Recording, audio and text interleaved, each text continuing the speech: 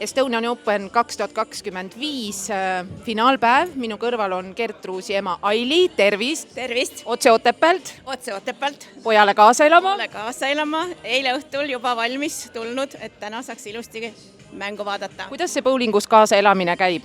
On Gert ikka kõik reeglid selgeks teinud? No enam-vähem ikka kõik on selgeks teinud. Vahepeal ainult närveerin väga palju. Siis silmad kinni ja kui kõik plaksutavad, siis juba silmad lahti. Nii ja õde Kelly, kaugelt oli kuulda, tervist. Tere! Kaugelt oli kuulda minu venna. Suutselt. Helikopterõde, jah? Täiesti, ma olen lennuk ja helikopter mõlemad. No kui pingeline on niimoodi kaasa elada vennale, et tundub, et tal oli pinget vähe selle üle pika aja nüüd Eestis korraldamisega taas Estonian Open 2025, ta võttis endale võistluse ka veel.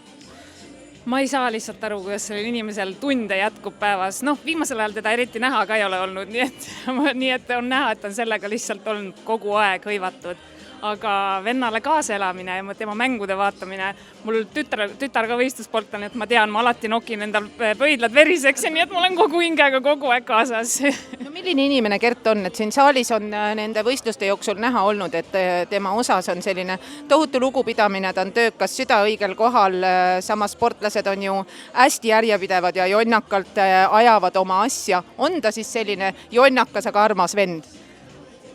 Ta vennana ja pereliikmena on lihtsalt, tal ainult minu arust siin Rentkeres ainult süda ongi, ma ei tea, mis ta on ülisüdamlik, ta on kõige parem venna ja poeg terves maailmas ja onu.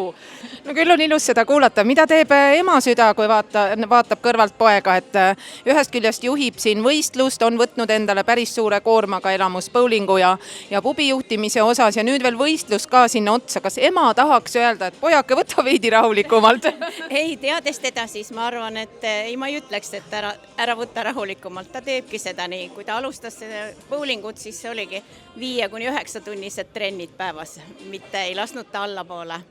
Ta olevat ennem käinud päris mitmes trennis, ema saab neid sõnu kinnitada, jah? Ja väga palju, väga palju. Ma mäletan väiksena 4-aastaselt õppis ta juba Soomes mäesuusatamist. Ilma keppideta, aga otse ikka alla, ikka otse ja kindlalt. No loodame, et nüüd läheb ikkagi igast mäest üles ja mitte ainult alla või siis bowlingus, et otse, aga vindiga. Ei, ikka üles ja kõik maha, kõik kurikad maha. No lõpetuseks, täna on Gerdi jaoks tähtis päev, osales võistlustel, lõppfinaali ei pääsenud, aga võistluste osas on tulnud väga palju tagasisidet ja mõned soomlased on öelnud, et parim võistlus, kus osalenud. Mida te ütleks Gerdile, kui ta nüüd seda videot näeb siia lõpetuseks? Mida soovib õde oma vennale? Ma soovin, et ta jätkaks ainult samamoodi, aga lihtsalt natukene võib-olla mitte nii kiiresti, et tal natukene aega ka oleks. Aga see, kuidas ta on teinud need viimased kuud, milline korraldus, kuidas ta mängib samal ajal, kõiki ta jõuab, nii et ainult siit edasi. Tal on, ma ei tea, milleks ta kõik suuteline on, seda veel kõik me näeme. Ja emale ka, lõpusõna siis emale, mida ütleks pojale Gerdile, mida talle soovida tänase tähtsa finaalpäeva puhul? No edu ikka, edu ja rõõmu ja õnne ja kõike muud. Nii et me soovime Gerdile, elamus bowling ja pubile, Estonian Open 2025 võitjatele, soovime kõigile edu, õnne, rõõmu. No ma ütleks siis natukene seda spordiarmastust ja kirge ka sinna lõpetuseks. Elagu Gerd!